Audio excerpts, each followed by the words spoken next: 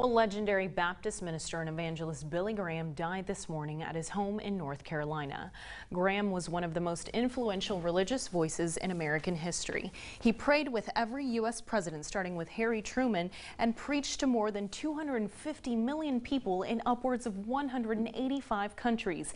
Now, Graham became a household name by the 1950s after founding the Billy Graham Evangelistic Association. He was lauded for inclusivity and contributing to social change. His death hitting close to home for many Central Texans. Graham visited Waco a number of times and also spoke at Baylor University. Now, while he did not graduate from Baylor, his daughter served as Baylor Regent from 2005 to 2008, and 3 of his grandchildren graduated from the university. Fox 44's Noelle Mendoza joins us live from the control room with reaction to his death. Noelle. Leslie, Robert, everyone I spoke to today say Billy Graham's death marks an end of an era.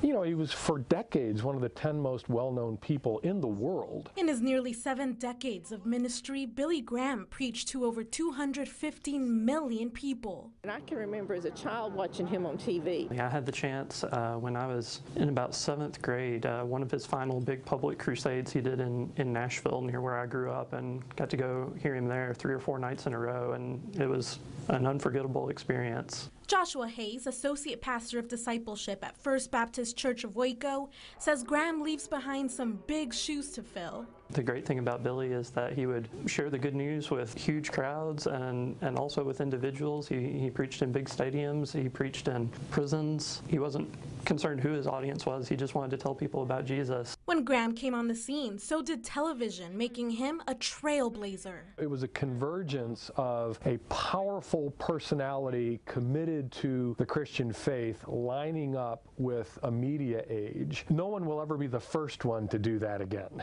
He was the first one to do that on such a large scale. Professor of History at Baylor, Barry Hankins, says some of his students today don't know who he was, but his legacy will live on. I think it's just a sad moment, but also a celebration of his life and his ministry. It is true that over time, fewer and fewer people will know who he is, and he will be studied as a historically important figure in the history of Christianity.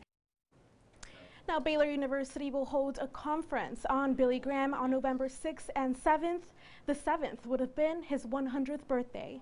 Live in the control room, Noelle Mendoza, Fox 44 News. We also reached out to Andy Davis, senior pastor at First Baptist Belton. He served on the steering committee for Dr. Graham's Houston Crusade in 1981. He says he grew up watching Graham on television and listening to his sermons, saying every Sunday night as a little boy he would fall asleep hearing Graham's sermon on the radio.